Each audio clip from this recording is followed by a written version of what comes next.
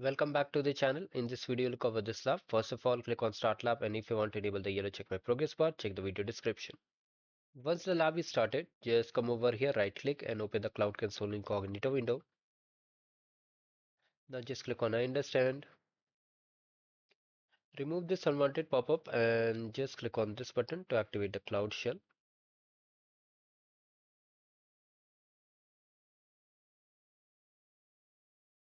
Here you have to simply click on continue and then just authorize yourself.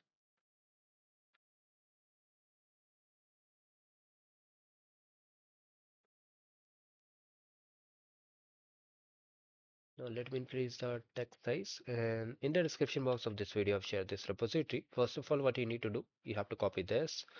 We have to export the region. So for the region they have mentioned in the lab instruction, you have to check accordingly. If you are unable to find the region over here, you can scroll down and simply come to task number 1, and from here you can find the region. Now let me update the region.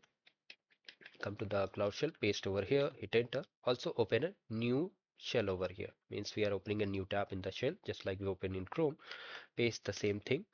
Now come back again, and from here copy the first command, okay, and just paste over here, and just copy the second one also. Okay, now we have to just go to the next tab and just paste it.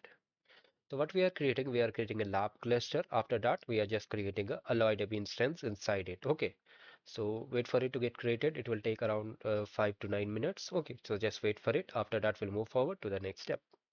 So finally, after waiting for 10 minutes, you can see the cluster and instance have been successfully created. You can verify over here. Now, once all these things are done, just do one thing, minimize it and come back again and just right click over here and open the VM instance incognito window.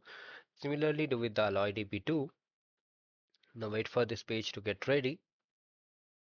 Now here you can see the SSH option in the AlloyDB client. You have to simply click on it. And one more thing, from here just click on the lab instance. If you are able to see ready, just come down over here, and here you can see connectivity configuration. Just click on it. Here is the private IP address. So for that, come back again, copy it, open the notepad again, paste it over here. And for the private IP, carefully copy it from here. Make sure you do not copy the colon. Okay, do not copy the colon. Paste it over here and just hit backspace. Once it is like looking like this, come over here and just click on authorize.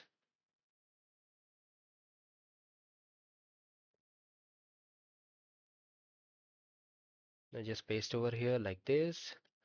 Come back again, copy this,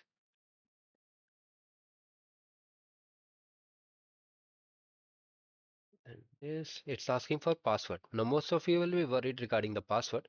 Here is the password. Okay, carefully copy it and simply paste it over here. Now password won't be visible over here. You have to carefully paste it and simply hit enter. Once you are seeing like this, uh, that means you have successfully logged in. Now just follow one by one.